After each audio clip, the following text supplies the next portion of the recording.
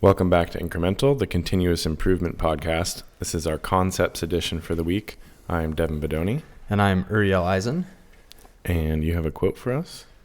I do. We do these things not because they are easy, but because we thought they would be easy.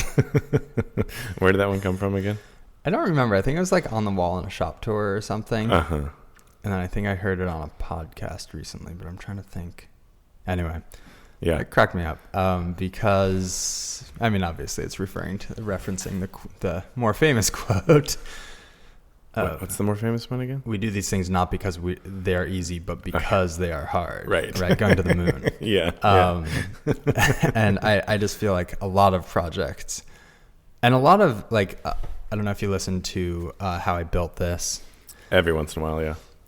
But I feel like a lot of people, entrepreneurs, or people who do big, ambitious projects are like, if I knew then what I knew now, I wouldn't have started. Yeah. Which is always interesting because it sort of suggests that being ignorant is maybe helpful, but then also being knowledgeable is a sweet spot. There's a sweet spot. Yeah. It's like, I was so knowledgeable, I didn't start the thing. And yeah. Yeah, it's interesting. I feel like as a business progresses, you sort of like transition from one to the next. Yeah. And like the ignorance allows you to start.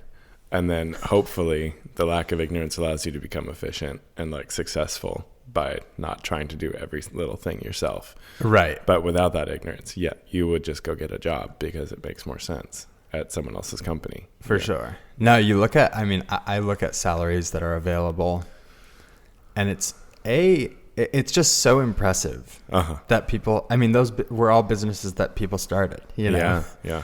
And it's like, wow, they can pay that out to how many people and still be profitable. Very impressive. I marvel at that often too, of, even like little mom and pops and they'll like, whatever, a hardware store or something, I'll walk 100%. in and like do a little quick mental math and I'll be like, damn, they're moving some money through this place. Yeah. And it makes you feel, on the one hand, I am finally starting to feel like we're accomplishing some things in terms of revenue. And then, I look at things like that on a daily basis and I'm like, we are just so small and so far to go. Yeah, it's interesting also. I look at exciting businesses and then like boring businesses. Mm-hmm. And I think a big issue that I 100% fall into is pursuing something that's interesting. Right. There are so many awesome businesses out there for like mundane, unpleasant tasks. Yeah. That no one's really made efficient. And then also it's not glamorous. So no one's like. I saw a van yesterday. Yeah. Like I was waiting for a stop sign, at a stop sign. And this van drove in front of me, and it was a company that just goes around and cleans up dog poop off of people's yards. Amazing. Yeah, and I was like, one, it's a little wild that we've gotten to a point where like you can't just do that for yourself. But also like, I guess way to go, enterprising person. Like if people want to pay for it and you're willing to do it, and you probably charge a premium. Yeah, like trash removal, plumbing. Plumbing right now is crazy. The trades are just so short on staff, and so if you show up and do semi-decent work, you can kind of charge whatever you want. Yeah, you make really good money. Yeah, I know several people right now who are switching from white collar careers into the trades. Yeah, for a variety of reasons, not just monetary. Like actually, money's probably lowest on the priority list. More to do with interest and not wanting to sit at a desk all day and just do something different with their hands. But yeah, quite a few folks that I know are in the process of transitioning their careers in their, late 20s, early 30s, being like, oh, this wasn't all it's cracked up to be. And very competitive, I think. And interesting. Yeah. Someone called me out of the blue, not totally out of the blue. There was a mutual connection. But I'd never met them. They're interested in potentially working for us, switching from being a software programmer. Like they're a software programmer. They have a 3D printer at home that they started doing stuff. And we're like, I think I want to make stuff. And I guess the software developer labor market is very challenging right now. I didn't know that. Oh yeah. There's I'd heard, I guess, yeah. I mean, I sort of knew that, but yeah. And they were basically like, yeah, we want to get out of this business. And I mean, basically what happened with offshoring in like the 70s and 80s. Right. It's like, oh, this can be done really cheap over there. Yeah. Why are we doing it here? Yeah. Very few reasons, especially because software is very easy to transport across the world. Right. Namely, like hit send. Yeah. It does. And then you crash a Boeing 737.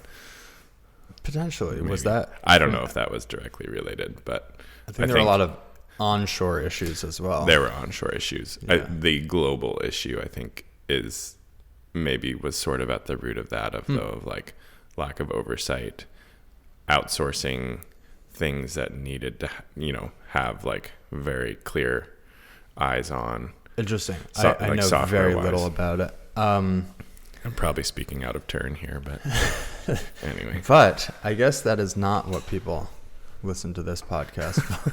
We're not a software development podcast. Yeah. So I was talking to someone recently. Yeah. I've been trying to get more people on the continuous improvement train, which I guess is partly why we have this podcast. It's sort of the name of the podcast. Yeah. And sort of made a slight breakthrough, and I'm not exactly sure why. I've been talking to this person for a little while. It does seem like this whole thing is a slow burn. Yeah, like you hear it once, you hear it twice. Yeah. I think a big part of it... It's like, yeah, Toyota's amazing, blah, blah, blah. Yeah. Yeah.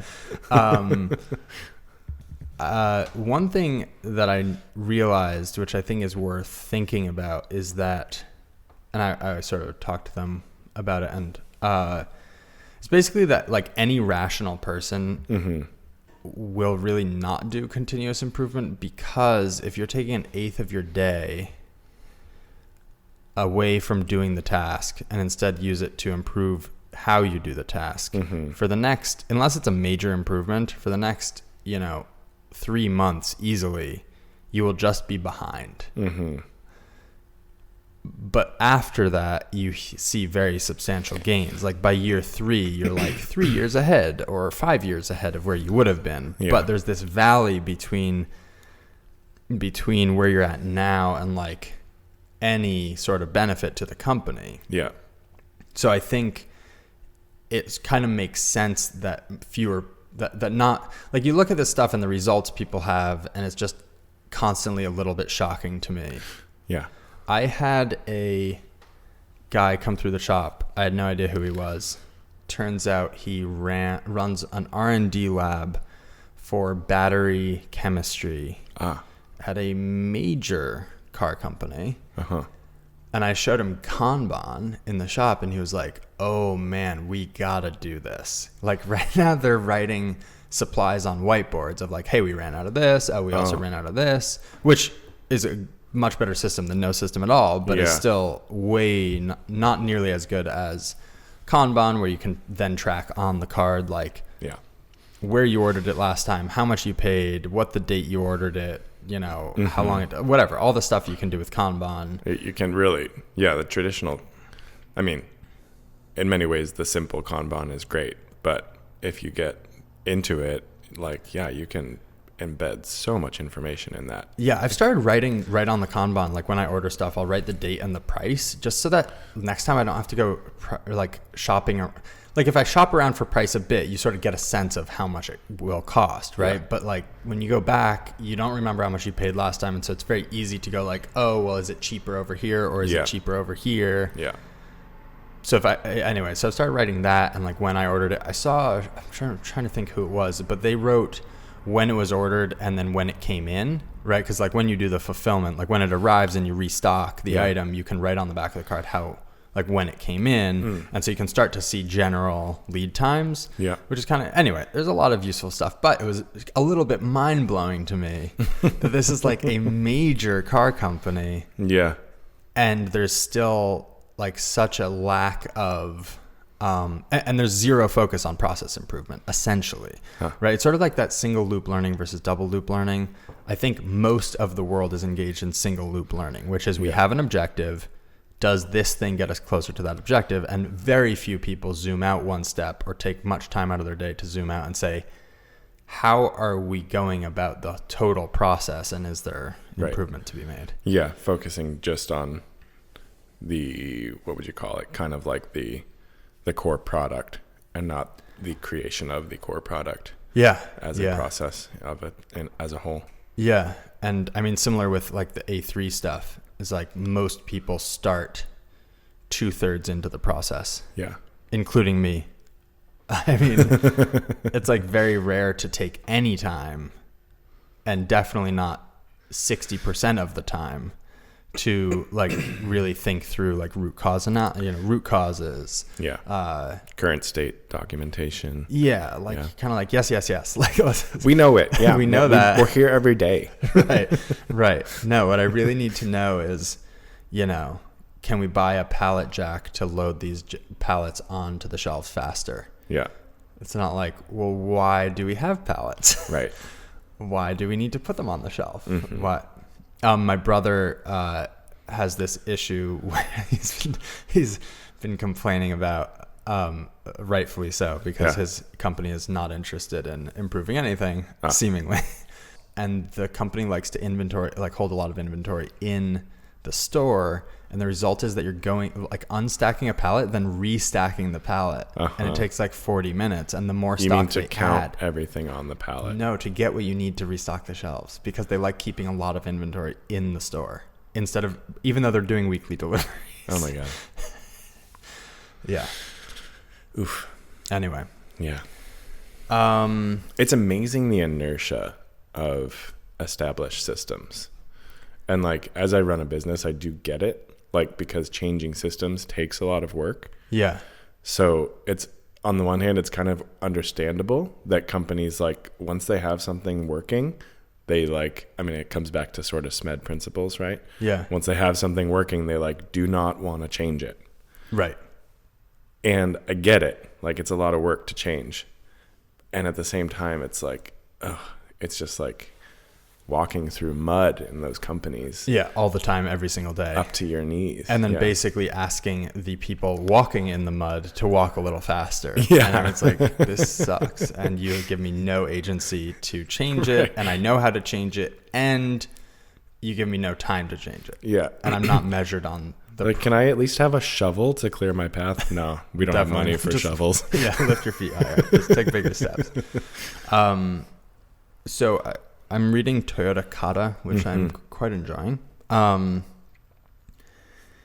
And is that what you played me a clip from just a minute ago? Yeah. I'll so have to check it out. That was all about, I guess, like system, like ROI accounting, like sort of making rational decisions, which I think is sort of what we're talking about. Companies making rational decisions, looking at ROI. And what they say in that book is basically that if you do ROI analysis to drive your decision making, the long-term effect in the company tends to be focusing on like, for example, car parts. And this is what GM was doing for many years, was saying like, how many man hours do we have per part? And that was the focus per department. And so the ROI on a big piece of equipment had to do with like focusing on uptime of that piece of equipment. Right. Turns out when you focus on uptime, then the next effect is changeovers reduce your total uptime. And so there's a decrease in changeovers because, we have this thing running well, let's just run it a ton. And then the production, the parts produced hit those KPIs really well because they have very low man hours per part. Now you have a ton of parts.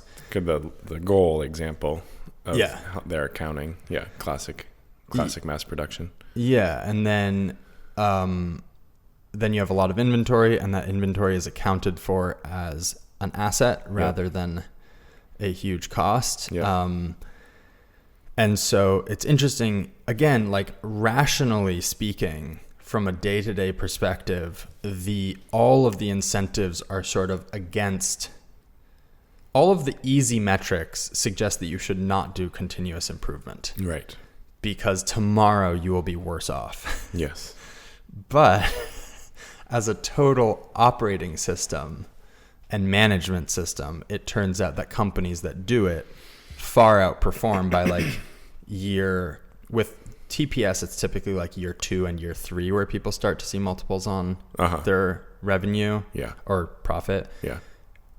With theory of constraints, I think it tends to be like 6 months to a year where there's substantial gains in profits. So I think theory of constraints is very interesting for that reason, which is that I think it's a big ask to get a company on board and say like, hey, you need to be patient. You're not really going to see results until year 2. Right. I think I would imagine you'd have a lot of people starting it, but then by 3 months in, Q1 after starting, Q2, it's sort of like a lack of emphasis there. Let's get back on like a focus on what makes us money kind of thinking. I think it's really interesting I think it's beneficial, or what's the word? I think it's simpler in a lot of ways to start this in a small company. For a bunch of reasons. One, the inertia thing, not inertia of so many people and so many systems. But also I think in a small company, the people doing the work and the people managing tend to be more in touch with the problems, I think, because they're in your face every day. And also probably are not, a lot of small companies are used to not really being profitable yet. So if you're kind of like, you could not be profitable and have it suck, or you could not be profitable and like make your life a little bit better, it's a lot easier to kind of make that choice, I think. I think that's true. Yeah. I think like being so intimately familiar with the problems at the like production floor, whether that's information or because the owner is probably also doing production. Yeah. And you see I think like the benefits become, are they just more like tangible and palpable? I think that's very true. Yeah. The other thing that I think is very cool about starting it in a small company is the emphasis on systems thinking. It is a very easy system to wrap your head around in a small company, or relatively, right? I can't imagine trying to do systems thinking on like General Motors. Right. Right. Like, yes, it's theoretically very similar. But I'm sure structurally it is fairly complex. Yeah, and then the number of variables in play are and quite like high. Trying to then get from one place to your target condition would be very complicated probably. So it's cool to see, like in my case, like I do sales. I also do production.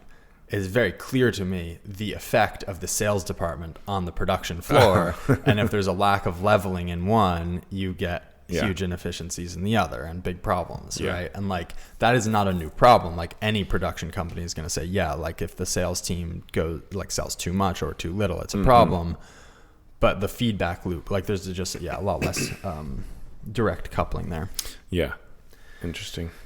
I read, I think it was the same book, may have been a different book, about automation, semi-automation, and no automation, and that there's a place for each. At every company. Makes sense. In every, like even on a production line, you can say like, this process should be automated. This process we should semi-automate, right? Like you could think about like putting in a screw with a screwdriver, putting in a screw with a drill, putting in a screw with a drill with a screw loader, putting a robot on that puts the screw in for you. Or do you need the screw to begin with? But anyway, I was thinking about it as it relates to our sales process because I'm trying to shave time out of our sales process. I think there's a lot of programs that give you a fully automated solution. I'm not sure it's a solution or that it's suitable. In that it's like, fill out all your contact info, write a template email, and then we say, hi, name, right, like that. And like, that has its place and it's very efficient in one sense. On the other hand, I'm not sure it's you probably lose a lot of potential sales. Yeah, like I know I've been messing around more with template emails, and I think I need to make more templates. And I think it will be more like I'm always trying to.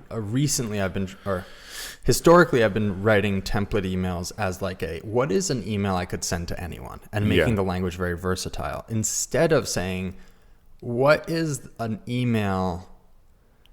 And then maybe I have 3 introduction paragraphs, 3 body. Do you know what I mean? And like fill in the details here. Like do your like 80% solution so you can still personalize it. And like more intentionally sort of include parts that you can delete. I remember, I think it's Saunders, one of his videos on building template Cam. And he's basically like put in all the tool paths because it's very easy to delete tool paths, right? Yeah. Similar ideas. Like put in all the ideas and then go delete them. So I've sort of been trying to think more in that direction of like semi-automating the email process. It would probably end up not saving time in the long run, but it just occurred to me that like you could color code the different paragraphs for like, topic. Oh, that would be cool. Or, applicability to certain concepts or something. Right. To like, so that you didn't accidentally leave something that's in my there that's concern, like for sure. Not, it's like a massive like train of thought and then a paragraph stuck in the middle that like has no relation. Yeah. I mean, like for example, I like to sort of say to a customer like, hey, see the reviews of our product on these websites, right? Because like we have a bunch of reviews on different websites. And some of them are in the bike industry. Some of them are in the overlanding industry. And like, I want to make sure that I send them publications that they are familiar with. Yeah. And not just like, oh, you're into overlanding? Check out a bike packing website. And they're like, I mean, it still says positive things, but it's less impressive. Yeah, absolutely. Absolutely. I've been kind of figuring this out slowly for myself with Cam templating as well. Yeah. For mostly, I haven't really dove into like templating actual tool paths too much. Okay. It's mostly been about setups. Yeah. But it does seem like there's a sweet spot in there of like too much specificity or not enough built out. And it's just interesting that like the too much specificity really can be a problem. If it's hard, if it's integral, if it's easy to delete out. Totally. No worries. I built some setup templates when I first started. It was like, all right, I'm going to build like the ultimate template. Yeah. Like Rob Lockwood. Yeah. The container method. Yeah. Yeah. Very cool. Super useful. Yeah.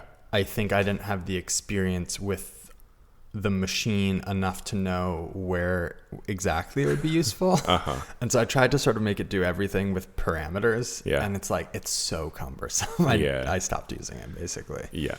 And so I think that was sort of the same reason. Like, I don't think that was a failure on my part necessarily. I think I picked, like if you look at the gradient from zero automation to full automation, I think I picked the wrong point to aim for essentially. Yeah. Right, because like the big issue with automation typically is flexibility. Yeah. Like that is the big issue. Like if you set up a robot to build cars, it is way harder to have it build 7 cars than to build 1, but it is even harder to have it go sweep the floor or wash the windows or or make coffee or like these are all things that people can do, and that is legitimately the big reason Toyota avoids automation is lack of flexibility. Not completely avoids it. I mean, just in 2008, I think the big learning from 2008 on their truck building plant that was mostly automated was that in a downturn, you have too much capital tied up in something that can't produce. Can't do something else if it's not producing. Yeah. Yeah. Like people can work on improvements. Yeah. Robots can't. Yet. Yeah, or maybe improvements, or even just like work on developing a new car that suits the new market. Yeah, totally. Maybe same book. There was this idea. No, it was a shop tour. Which shop tour was it? I believe it was. I'm forgetting the name. Personal shop tour or YouTube shop tour? No, YouTube shop tour. Yeah. AME. I want to say. Anyway, that's like the group that does the shop tours. Okay. Associated with Paul Akers. And they said that the big source of defects comes from changes in operating conditions, basically. And so they flagged, I forget if this was original or if they were copying someone else. Yeah. I feel like we're all basically copying other people. More or less. Most of the time, even if you don't know it. So they look out for any change in man, material, or machine. Yeah. Right? Did you change the machine you're using to achieve this task? Is the material different?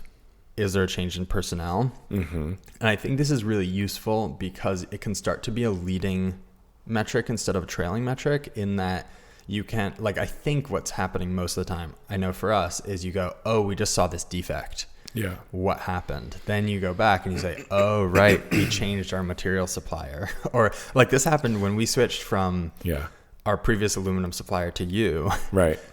You actually cut the material to size, whereas they were like 0.1 inches oversized all the time. And so all of our trays suddenly were too loose when we switched material suppliers.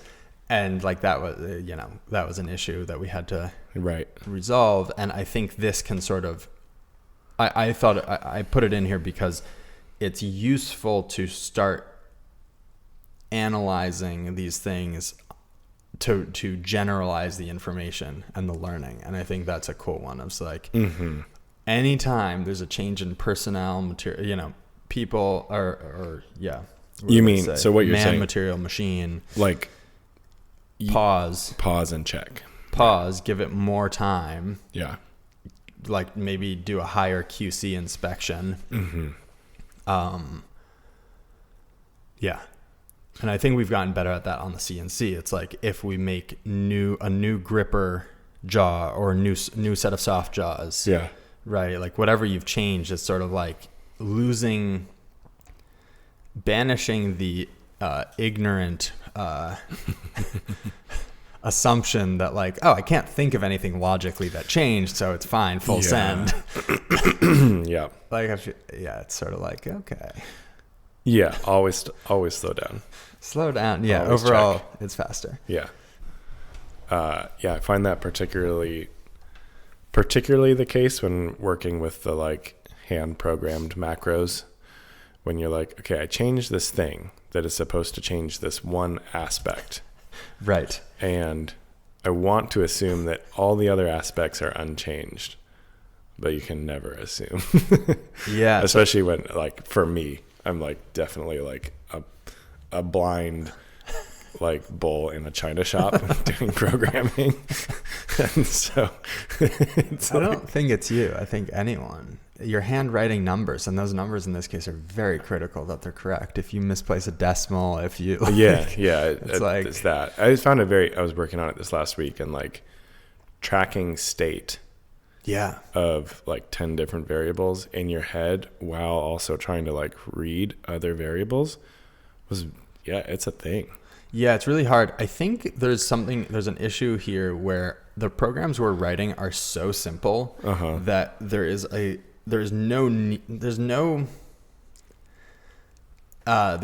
feels like there's no need to use like industry tools, right? Like we have like 30 lines of code, 50 lines of code in these programs. Sure. Yeah. I mean, not in the program that's cutting the part, but in the program that's sort of running the automation. Yeah.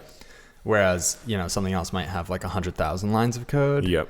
There you can't track this. You're not going like, let me hold all these variables in my head. Like, so there are like state maps. Right. There are tools for software and systems development. I've sort of been learning. They're kind of interesting. Yeah. But you had a big moment.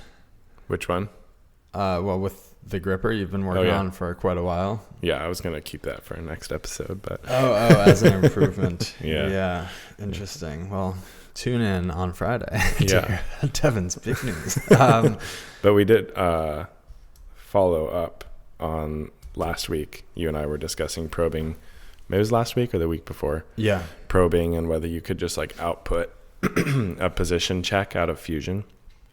Yeah, so this is like get the machine to validate that a piece of material is present. Yeah. essentially. And we tested it, and what we discovered was at least with the post that you have, which is a little out of date at this point, but Definitely. Probably like 2 years. I kind of doubt it's been fixed based on what my understanding of the Autodesk Brother Speedio post. We discovered that it was outputting a variable that has nothing to do with the macros. And then you physically tested it by putting something out of position, and it didn't do anything. Yeah. So that was interesting. So don't trust your post just because it says it does a thing. Or don't trust in CAM, there was a window that basically said, enter the tolerance. And if it's out of tolerance, what do you want to happen? And I was like, stop the machine. Right. Yeah. Well, I think there's a window for that. Yeah. doesn't mean. Exactly. Yeah. Just because there's a window and it doesn't alarm when you post the code, an error doesn't mean it works. It's a little frightening. Yeah. I mean, it goes back to the like material machine. Yeah. I crashed my probe this last week. Oh, that's a bummer. Did I mention that? No. The body, or did you just break off the tip? The body. Ah. Yeah. Luckily, good? I would say I'm a ninja on the feed hold. Okay. But not quite a ninja, because if I was a real ninja, it wouldn't have touched. I see. But it doesn't seem to have done damage. I was enough of a ninja that it didn't it didn't overload the axis. Okay. It did touch, and there's a dent. Oh. And the tip of the probe, like, you know how you have the ring on the end and then a glass ring and then the body. Mm-hmm. The ring on the end is notably cocked on the glass ring compared to the rest of it. Oh. Damn. So, but I was able to take it off the holder, clean everything, get it redialed in to 0, and it still triggers and seems to work. Perfect. And calibrated it, and it like repeats and stuff. So it's the beauty of kinematic mounts. It's not over constrained. Yeah. But it was due to a post processor error. Oh. That because I was doing post testing, and going back to like just don't assume. Mm-hmm. It had a line in it that looked like it would be fine. I was aware of that this was maybe different than how it's been in the past. Not to get too into the weeds, but the Bloom macros have a A0 and an A1 mode for whether you're just setting a WCS or whether you're running like measuring verification operations. Mm-hmm. And the way that the post had been edited, and no shade on the person doing the editing, because this is the process. I went back through the manual, and there's nowhere that it said not to do this particular thing. But when I had the post edited so you could switch back and forth between A0 and A1 mode. Yep. When it's in A0 mode, it outputs an A0 in the line. Mm-hmm. For whatever reason, that makes things go really weird. So I think it defaults to A0. Gotcha. And then maybe when there's another A call and it's not a 1, it does something weird. So that's basically very odd. It switched it back to absolute mode. Ooh. Yeah. And so instead of going half an inch down, it went 2.5 to negative 0.5. Ouch. It was trying to anyway. Didn't make it. So that was just, another one of those things where you're like, it looks right. I'm pretty sure it's right. So I think just zooming out, for all the people who are not running a CNC, have no idea what we just talked about. Yeah. I think the important, like the point here sort of is like, not the point. The point for you is a more efficient workflow, but yeah, there are a lot of barriers between where you were and where you want to be. Yeah. And it is very easy to just be like, you know what?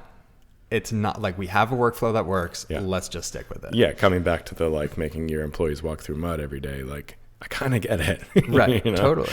Even when you're the one making yourself walk through mud. Yeah. There's a lot of days where I'm like, I'll just walk through mud today. Yeah. I don't have time for this. No, totally.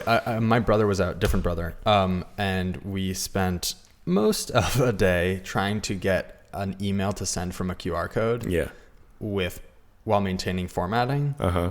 Right. And if you have a better way of doing this, I would guess that the way to do it is to sort of trigger like either a database or trigger like auto hotkey on Windows. Okay. Some sort of like trigger automation rather than trying to build the whole thing into a QR code. Yep.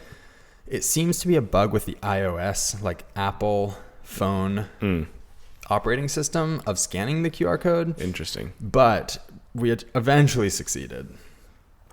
With some limitations. I received a very funny email. Yeah, my brother's sense of humor. Anyway, I have the tool. Yep. And he keeps asking me like, hey, so have you used the thing yet? And right. I'm like, no. But I have been sending emails. So the question is so I have committed to myself. There's a few Kanbans that need an email generated. Uh-huh. And I'm like, I am not sending that email manually. That is going to be from a QR code because it's so easy to just like in the moment, I have a lot of things on my to-do list today. Yeah. I just need to get them done. It's going to take me 5 minutes to write this email, or it could take me 10 minutes to make a QR code, then send the email. Yeah. I'm just going to send the email. Right. And so that's the walking in mud. Yeah. The QR codes that you're doing, they are redoing a pre-generated email. You scan it and it basically opens your mail app in your phone, enters the address where it's getting sent to, enters the subject, enters the body of the text. Right. And then you need to hit send. But you have to have all that stuff pre-written. It's not like you can configure the QR code to like, I don't know enough about this process. You pre-configure it, right? So you have to write this whole thing into a form. Okay. It gets converted into a QR code. That QR code generates one email. Yeah. And that's it. There's no like... Okay, but it's a form. That's where you're initially putting in the information. Yeah. So it was tricky to get it to write an email in the right format with line breaks. Yeah. And all that. Code is so funny. Like I'm such a baby with programming. Same. Yeah. But all the little things you take for granted where you're like, oh, you need a space absolutely here. Brutal. You need a comma. Ugh. Skip a line. Ugh. Yeah. Why is this so hard? Yeah. And then you're looking up like proper syntax for next line. Yeah. And, this needs to be written in HTML, not in plain text, even though on the screen they look the same. Uh-huh. It's like, yeah, all that stuff. Interesting. Yes. Lastly, I think, for this episode, we have the whipboard for work in process so that everyone is working on ideally one project at a time. Yep. And just getting it across the finish line or deciding for very good reasons that it is not something we want to pursue. Yep. For a while now, I've been trying to figure out and we have talked about this on the podcast, what should count as that time that you're making improvements. Mm-hmm. And I think I've been doing it slightly wrong. So I had a moment of clarity, which is basically, which we talked about earlier, like single loop versus double loop learning. Mm-hmm. Anything that is regular business functions, doing that is not an improvement. Yeah. I think it has to be improving how those functions function that counts as that 1 hour. So like right now, my focus has been a new buckle, and that's kind of all I've been working on. Mm-hmm. But I realized like R&D is an ongoing business function, and really that hour should go to issues in the process I've been running into with designing this new buckle, right? Whether that's like refining how I send files to the 3D printer so it takes just a little bit less time every day. Yeah. Whether that is working on how we go through our R&D process and what that sort of SOP, what that system looks like. Interesting. Right? And not doing the thing. It feels, and again, like, I think it's still a judgment call because like building the loft in our shop. Yeah. That isn't going to improve how we do it. But if you think about building a loft as sort of a plant improvement is like, not plant improvement, like that is an ongoing business function, sort of like facilities, right? Like running electrical. That's a very fuzzy line. I think it is a fuzzy line, and that's why I'm talking about it, right? Like, I think I've been struggling with this, but I think really, even in like facilities management, right? We need a new building. We need whatever. It's like that hour should be like, okay, in building that new building, we're running into this issue over and over. Mm-hmm. Let's solve that issue, right? Mm-hmm. Like, let's improve how we submit a zoning proposal, because every time we do this, we get the same pushback. Can we solve that problem? Let's call the office. Like, do you know what I mean? Rather than doing the work. I don't know. It's weird because it assumes that you have time for both, because you still need to do. But the point is, you don't ever have time, and so you just have to make no, but you can't do one at the expense of the other, right? Like if like whatever, R&D is an ongoing business thing. If you completely stop doing R&D because you're trying to, it has to be in balance, I guess is all I'm saying. I'm saying for that 1 hour of improvements every day. Yeah. Or 30 minutes, whatever the number is. Right. It should not be regular business functions. It should be improving how those functions happen. Sure. I think. And yes, there are fuzzy, weird edge cases of you can't, you could keep doing that recursively all the way down of right, improving. Yeah, improve how we improve. Yeah. It's like, for sure, an infinity screen. Yeah, like two mirrors held face to face, basically, like that. So, anyway, not sure that's clarifying, but I don't know. I kind of interesting. It was striking to me. So it's a cool thing to think about. I really hadn't thought about that distinction. I've sort of been wrestling with it for a while. I may continue not to think about it for a while, just for my own sanity. Yeah, I think the question is, I mean, to the walking in mud analogy. Yeah, it's sort of is this a path we need to walk as a common function? Yeah. And if it is, maybe snow is better, right? It snows every day. And clearing the path. Oh, well, this is why it's fuzzy. Yeah. Clearing the path, if it snows every day, is a regular business function. So then you would improve how you clear the path. Right. But then does that become and the point, and interestingly, I think Toyota realized that you do, the way they do improvements did become a regular business function. Mm-hmm. And so then they started improving how you make improvements, which is A3. Yeah. And so you can keep doing it all the way down. And it turns out to be very impactful because as you develop those systems, they impact more things. Yeah. Something I think about a lot in terms of value add, if you're picking a career, is sort of how many people interact with your work product, right? If you make a burger, one person eats that burger. Right. If you build a griddle, or if you design how burgers are made, or if you design the packaging that the burger comes in, or if you build a machine that makes buns. Yeah. Anyway, I used to sew bags. Yeah. Those bags were R&D for other companies, so there was a pattern set. And so they actually used that bag that I made to make thousands of bags. Yeah. If you get paid as a bag sewer for making an individual bag, the pay is substantially lower per bag. Anyway. Yeah. With that, probably a good place to wrap it up. Yes. Thanks all for listening. You can find me at austere_manufacturing. Find me at lichen_MFG. On Instagram, both of those. And then the podcast at Incremental CI, also on Instagram. And we will be back on Friday. Adios.